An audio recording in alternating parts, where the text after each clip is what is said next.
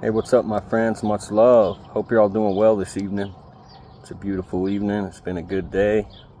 I'm out here in the front yard enjoying the cloud coverage this evening, and thought I'd take a little bit of time, share with you guys some more edible plants that could be found in the general area. Of course, I'm speaking of Northwest New Mexico, San Juan County, but this plant here is found not only all over the state and all over the country, but in other places of the world as well. And tonight I want to share with you Purslane. Okay, now many of you are probably familiar with Purslane.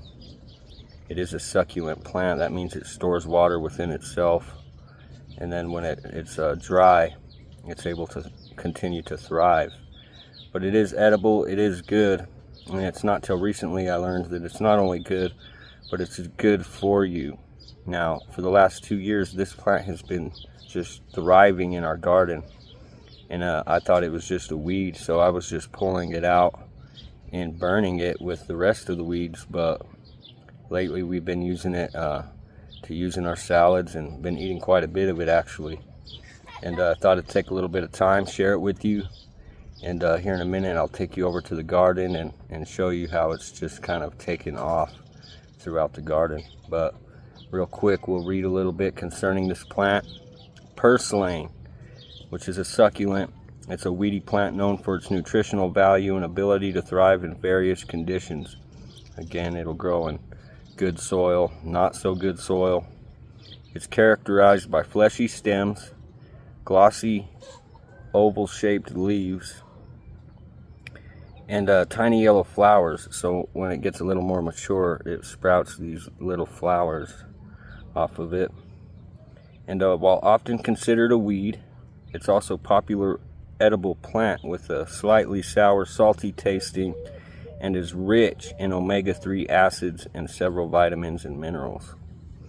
It's a low-growing plant, so it kind of just grows across the top of the ground, and it actually is profitable for many other plants growing in our garden. It does have little black tiny seeds. It thrives in warm, moist conditions, but tolerates poor soil and also drought. And it could regenerate from stem fragments, so which is probably why it's just thriving throughout our garden. It's high in omega-3 acids, vitamin A, C, and E, calcium, magnesium, iron, and potassium.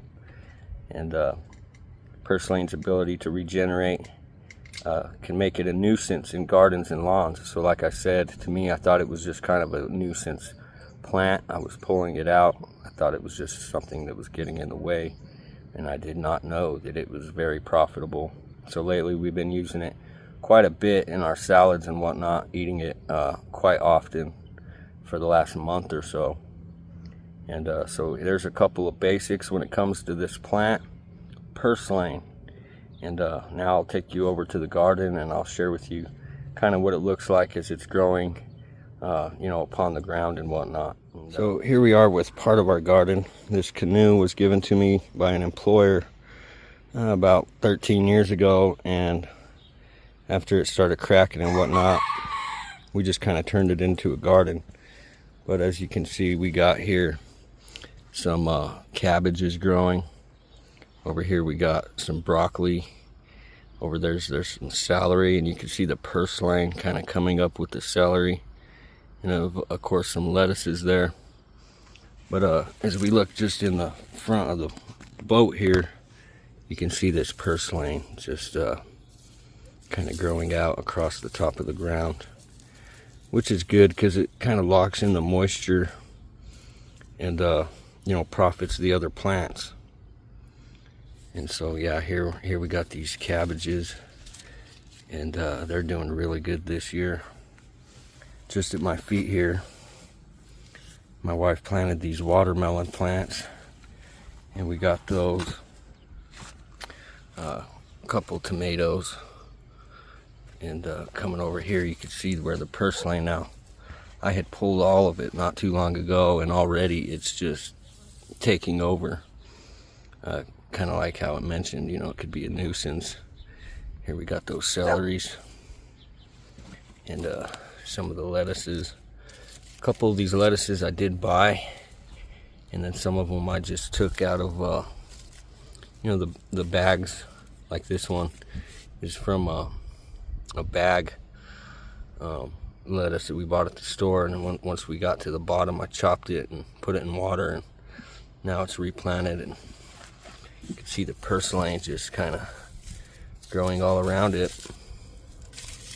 And so this sometimes some of the things that we need and things that are really good for us are just growing right at our feet, and we don't even know.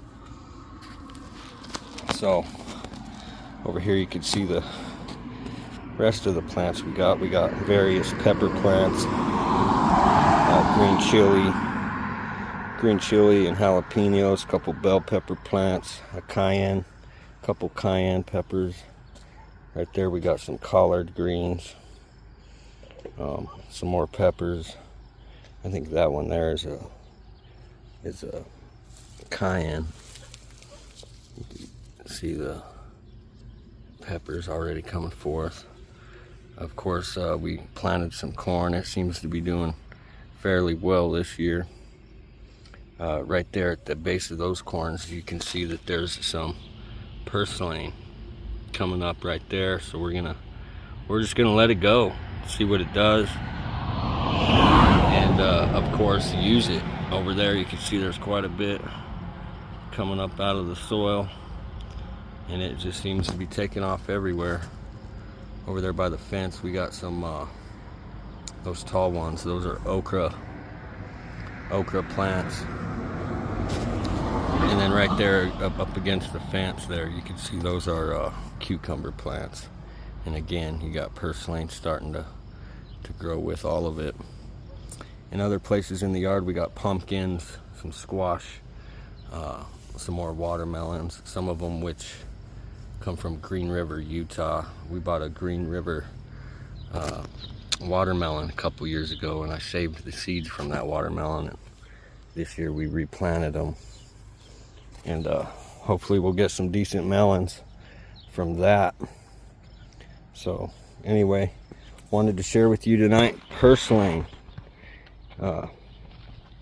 Look for it, check it out, my friends. It's a blessing. I really enjoy it, and I really think it's tasty, just straight up off the plant. Or like tonight, we ate it once again with the chicken salad that we made. So anyway, check it out, look around for it, and give it a try. See how you like it. Much love, my friends. Later.